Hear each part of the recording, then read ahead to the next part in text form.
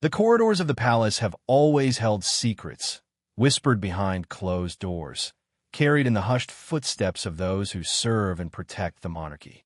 For decades, the royal family has maintained an image of unwavering composure, a symbol of stability in a world of constant change. Yet beneath the gilded ceilings and polished marble floors, tensions simmer, often hidden from public view. In recent months, those tensions have become impossible to ignore, spilling into the public domain in ways that threaten both reputation and relationships. Princess, and long known for her steadfast dedication and keen sense of duty, has found herself navigating an unprecedented strain within the family. The allegations of betrayal surrounding Camilla, Duchess of Cornwall, have not only unsettled the palace staff, but have struck at the very core of familial trust. While the world watches headlines of lawsuits and claims, Anne's role has remained deeply personal, a mix of loyalty to her father, concern for the crown, and an acute awareness of the fragile nature of these relationships. It began quietly, almost imperceptibly. A misplaced word, a tense glance in a private meeting, whispers among aides and advisors who sense the growing unease. And, who has always approached matters of family and duty with precision, recognized early that the repercussions could extend far beyond the immediate circle. The court of public opinion is relentless, and once legal action enters the scene, it transforms private grievances into public spectacle. And this was not merely about headlines. It was about preserving the cohesion of the family, the dignity of the monarchy, and the delicate equilibrium upon which the crown rests. The lawsuit brought by King Charles against Camilla is unprecedented in its implications. Allegations of betrayal are rarely, if ever, addressed in such a formal, legal manner within royal circles. Each document filed, each statement made, reverberates through the palace, forcing careful calculation at every turn. And, acutely aware of the stakes, has attempted to intervene behind the scenes, reaching out to advisors, legal teams, and family members alike. Her appeals are not public proclamations, but measured, urgent requests for clarity, reconciliation, and strategic action. In essence, she seeks to prevent what could become a fracture not easily repaired. Even within the walls of royal estates, the atmosphere has shifted. Staff and courtiers who once carried out duties with quiet assurance now navigate a tension that seems almost palpable. Meetings are punctuated by careful phrasing, conversations measured to avoid missteps. The very air feels heavier, as though the palace itself is aware of the strain being borne within. Princess Anne's presence in these moments has become both a stabilizing force and a subtle signal that even in the face of unprecedented challenges, responsibility and loyalty must guide every decision. Outside the palace, the public follows with curiosity and unease. Media outlets dissect every word, every gesture, seeking evidence of cracks in the monarchy. Yet within these walls, the reality is more nuanced. It is not merely a story of betrayal or litigation. It is a story of family navigating an intersection of tradition, duty, and personal loyalty. Anne's quiet interventions, her appeals for measured action, reflect a deep understanding that the future of the monarchy depends not on reaction, but on foresight, patience, and careful diplomacy. Princess Anne's position within the family has always been unique. Known for her unwavering discipline and sharp intellect, she has often acted as the mediator when tensions arise, quietly balancing the demands of protocol with the realities of personal relationships. In this current crisis, her role has become even more critical. The stakes are no longer abstract. They are legal, personal, and deeply intertwined with the public perception of the monarchy. The emergence of claims against Camilla has created a ripple effect that and could neither ignore nor address through conventional channels alone. Every move must be calculated, every word measured. In private conversations with senior advisors, she has stressed the importance of unity, emphasizing that while disagreements may be inevitable, their handling defines the legacy of the crown. Her pleas for intervention are grounded not in emotion, but in a pragmatic understanding of the consequences of public discord. Anne's approach is methodical. She seeks counsel from those who understand both the legal and symbolic weight of the situation. Attorneys, palace officials, and trusted family confidants have become her circle of influence, working behind the scenes to anticipate every possible scenario. Yet despite this careful orchestration, the pressure is immense. The public eye does not see the nuances of these internal discussions. It sees only headlines, statements, and carefully curated photographs. The discrepancy between perception and reality has always challenged the monarchy, but now it is sharper than ever. The tension between duty and personal loyalty has never been more evident, and is caught in a delicate balance, advocating for her father, King Charles, while navigating the complexities of familial trust with Camilla. Her interventions are subtle, avoiding confrontation while ensuring that lines of communication remain open. She understands that any misstep could exacerbate the situation, transforming a private disagreement into a public crisis. Each conversation she initiates, every strategic suggestion she offers, reflects a careful choreography designed to preserve the integrity of the family and the institution it represents.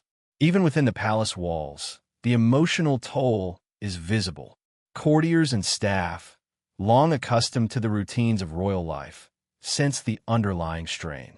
Meetings that once proceeded with predictable decorum now carry an unspoken tension, as Anne's presence is a reminder of the high stakes at play. She walks these corridors with a quiet intensity, aware that her actions or inactions could have far-reaching consequences. Her commitment to maintaining order and trust is both professional and deeply personal, reflecting a profound sense of responsibility that has defined her public and private life. The legal battle itself adds another layer of complexity. Each filing, each claim, each rebuttal becomes a point of consideration not just for King Charles and Camilla, but for the broader family, and monitors these developments with meticulous attention, weighing how each action may affect relationships, public perception, and the long-term stability of the monarchy. Her quiet vigilance is a testament to her understanding that, in matters of family and legacy, the smallest details can carry enormous weight. In these unprecedented circumstances, Princess Anne's appeals for help are not a call for drama, but a calculated effort to safeguard both family and institution. She acts as a bridge, connecting concern with action, emotion with strategy, and personal loyalty with public duty. Her interventions are shaping the path forward, even as the world watches from the outside, unaware of the careful orchestration taking place behind the palace walls. The legal proceedings launched by King Charles against Camilla have brought a new dimension of scrutiny to the monarchy. Allegations of betrayal, by their very nature, strike at the foundation of trust that underpins both family relationships and public confidence in the crown. For Charles, the decision to pursue legal action was not made lightly. It reflects a calculated effort to protect reputation, assert authority, and seek clarity in a situation fraught with ambiguity. Every document filed in court, every statement issued to the press, carries the weight of centuries of tradition while navigating a modern, highly publicized world. Camilla's role in this unfolding drama is equally complex. As consort, her position has always been delicate, requiring a careful balance of loyalty, discretion, and public composure. Yet the allegations have cast her into an uncomfortable spotlight, challenging her ability to maintain both personal dignity and public trust. Within the palace, her interactions are now scrutinized with heightened intensity, each gesture and word dissected by those attuned to the subtle signals of tension and allegiance. The stakes are not merely legal. They're deeply personal, touching on the intricate web of loyalty, family dynamics, and long-standing expectations of behavior within the royal household. The courtroom, for the monarchy, represents a space rarely entered. Legal battles of this nature are exceptional, and the potential consequences extend far beyond the immediate parties involved. For advisors and family members alike, the challenge lies in anticipating the ripple effects, how public opinion will respond, how staff will navigate shifting dynamics, and how the monarchy itself will be perceived in the long term. King Charles's pursuit of justice is entwined with the imperative to maintain stability, even as the very act of litigation exposes vulnerabilities previously hidden behind ceremonial appearances and traditional discretion. In this high-stakes environment, Princess Anne's interventions continue to play a critical role. Her understanding of the legal, emotional, and symbolic dimensions allows her to act as both strategist and stabilizer. She recognizes that each legal maneuver must be accompanied by careful internal management, ensuring that family members remain informed, that staff maintain professional composure, and that the broader institution is shielded from unnecessary disruption.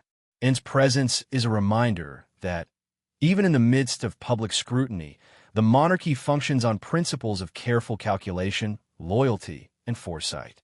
The emotional undercurrent within the family is undeniable.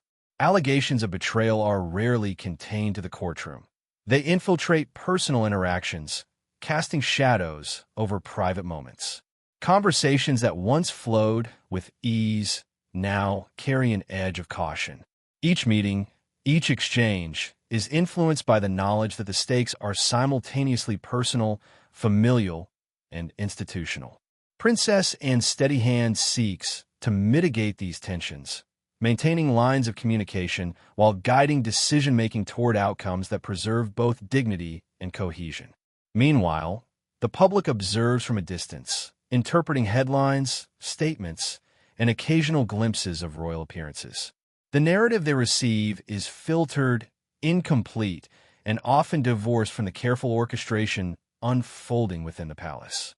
Behind the scenes, however, and other senior figures manage a complex web of strategy, communication, and emotional intelligence, an effort to reconcile legal necessity with familial loyalty, public expectation with private reality. In navigating this intricate terrain, King Charles's legal battle against Camilla becomes more than a matter of personal grievance. It transforms into a test of the monarchy's ability to adapt, respond, and endure in the face of unprecedented challenges.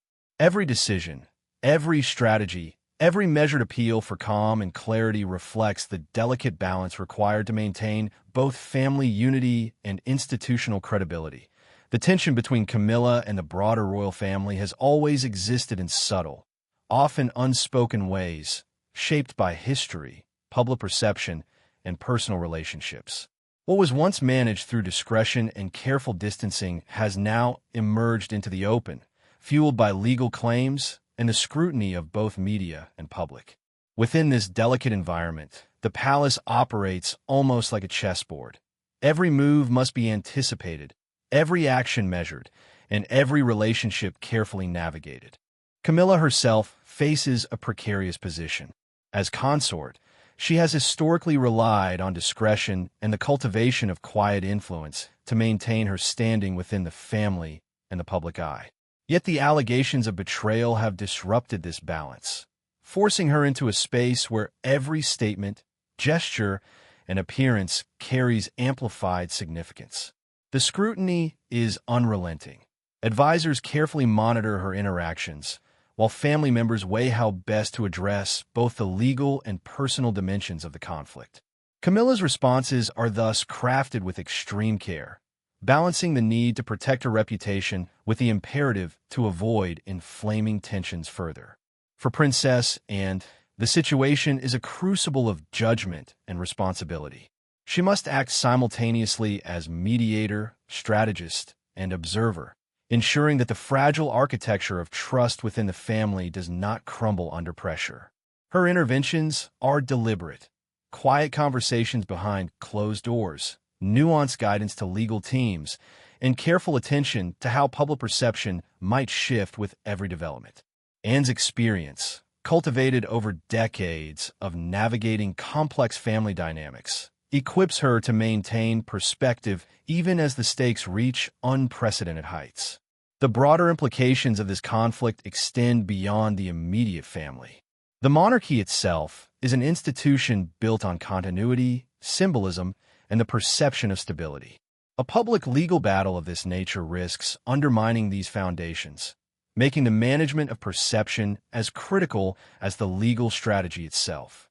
Each step taken by King Charles, Camilla, and Princess is weighed not only for its immediate impact, but for how it shapes the narrative surrounding the crown, both now and in the future. Within the palace, the emotional landscape is equally complex. Courtiers, staff, and advisors operate with heightened awareness, navigating the subtle currents of loyalty, tension, and unspoken expectation. Even routine meetings and daily interactions carry an added weight, as all involved are aware of the legal claims and their potential to reshape relationships. Princess Anne's presence, with her calm authority and strategic insight, serves to anchor the household, providing guidance and perspective amid uncertainty. This intricate dance of loyalty, duty, and legal necessity underscores the unique pressures faced by the monarchy. It is not simply a story of personal conflict, but a study in the delicate balance of family, institution, and public image. Princess Anne's role, quietly navigating these challenges while advocating for resolution and stability, highlights the profound responsibility borne by those who serve as both guardians and participants in the legacy of the crown. As the legal proceedings unfold and the palace continues to manage internal and external pressures, the unfolding drama reflects a deeper truth about the monarchy, that even amidst grandeur and tradition, it remains vulnerable to the complexities of human relationships. Every action, every appeal for calm, every carefully considered intervention contributes to the ongoing effort to preserve both family cohesion and institutional integrity. As the months progressed, the strain between Camilla and key members of the royal family continued to deepen, highlighting the fragile nature of trust even within an institution built on centuries of tradition. Allegations of betrayal, once confined to whispers and speculation, had now become formalized through legal action, and the ripple effects were impossible to ignore. Within the palace, every conversation, every meeting, and every encounter was now framed by an awareness of these tensions, forcing a careful choreography of interaction that had rarely been so exacting in recent memory. Princess Anne's efforts to intervene took on a new urgency. Her appeals were no longer abstract recommendations. They became actionable strategies aimed at preserving relationships while guiding the family through uncharted waters. She liaised closely with legal teams, advisors, and senior courtiers, ensuring that every decision considered both the personal and institutional implications. Anne's approach reflects a deep understanding of the dual responsibilities she carries: safeguarding her father, King Charles, while maintaining the cohesion of the monarchy and minimizing public exposure of private conflicts. Camilla, meanwhile, faced an unprecedented test of resilience. Her role as consort, historically one of subtle influence and measured public engagement, had shifted into a highly scrutinized position defined by legal challenges and allegations. Every public appearance, every statement, and every interaction within the palace became part of a larger narrative that extended far beyond her personal reputation. The balance between defending oneself and preserving the dignity of the crown required careful calculation, and missteps could have consequences reaching far beyond the immediate family circle. The emotional landscape of the palace grew increasingly complex. Staff and courtiers, once confident in their routines and the predictable rhythms of royal life, now navigated an environment charged with tension and uncertainty. Princess Anne's presence became a stabilizing factor, offering guidance and reassurance while subtly reinforcing the protocols that sustain the monarchy. Her interventions were never overt. They were calculated, deliberate, and aimed at maintaining both order and trust. At the heart of this unfolding drama is the delicate interplay between personal loyalty and institutional responsibility. The monarchy is more than a family. It is a symbol, a continuity of tradition, and a public institution whose credibility hinges on perceived stability. Every legal move, every appeal for mediation, and every measured interaction reflects an understanding that the repercussions of internal conflict extend far beyond the palace walls. Princess Anne's role as mediator, strategist, and guardian of these principles underscores the immense responsibility borne by those who serve at the center of royal life. Even as headlines and speculation dominate public discourse, the careful orchestration behind the scenes continues. Conversations, strategic interventions, and quiet reassurances work to contain the emotional and reputational impact of these events. In many ways, the true story of this period lies not in the courtroom or the media, but in the painstaking efforts of individuals like Princess and to navigate complexity, preserve trust, and maintain the integrity of both family and institution. Through legal battles, strained loyalties, and public scrutiny, the monarchy confronts the enduring challenge of balancing personal relationships with the obligations of leadership. Princess Anne's actions, both visible and unseen, reveal a profound commitment to safeguarding the fragile architecture of trust, ensuring that even in moments of crisis, the crown endures and the family remains united in purpose.